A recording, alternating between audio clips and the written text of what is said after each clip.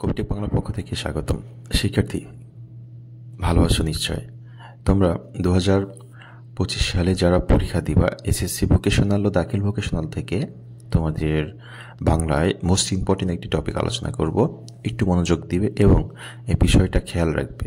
সেটি হচ্ছে আমাদের যে চিঠিপত্র বা আবেদনপত্র আছে, এটা কিন্তু মাত্র 5 মার্ক, কিন্তু এই 5 মার্ক কিন্তু মোস্ট ইম্পর্টেন্ট, কারণ এটা লেখা একেবারেই সহজ। জাস্ট কয়েকটা নিয়ম মনে রাখলেই কিন্তু যে কোনো চিঠি বা পত্র আসলে আমরা নিজের মতো করে বানিয়ে লিখলেও নাম্বার পাবো। তো আজকে আমি আলোচনা করব চিঠি বা পত্র যদি সংবাদপত্রে আসে তাহলে কিভাবে লিখবা। ইতিমধ্যে আমি একটি পত্র বা আবেদন তোমাদেরকে দেখিয়েছি যে কিভাবে লিখতে হবে, পত্রের কয়টি অংশ থাকবে। হ্যাঁ, আর যারা সংবাদপত্রে আবেদনপত্র লিখতে চাচ্ছ তাদের জন্য আজকে মোস্ট ইম্পর্টেন্ট হতে যাচ্ছে, এটা একটু খেয়াল করবে।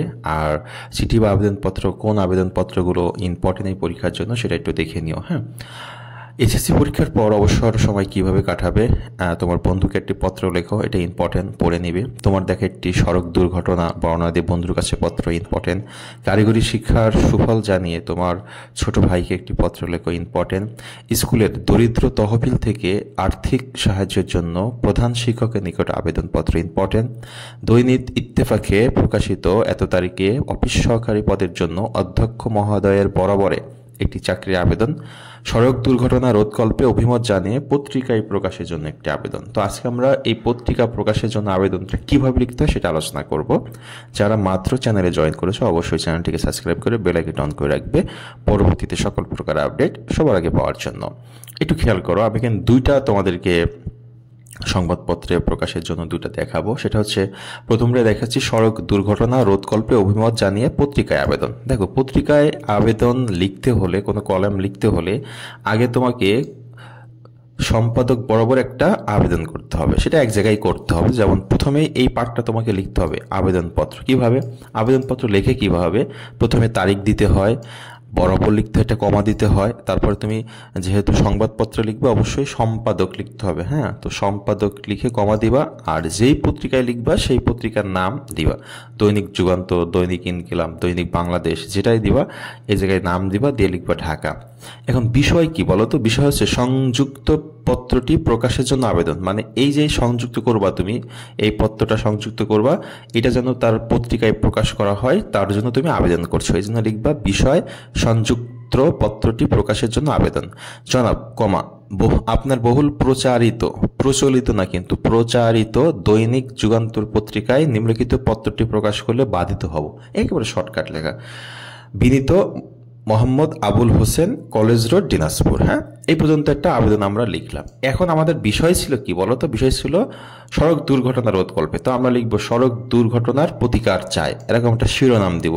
দিয়ে হচ্ছে আমরা একটা কিছু আমাদের অভিমত জানাবো। সেটা হচ্ছে একটা দুর্ঘটনা সারা জীবনের কান্না। এই স্লোগানটি নির্মম বাস্তবতা নির্ভর।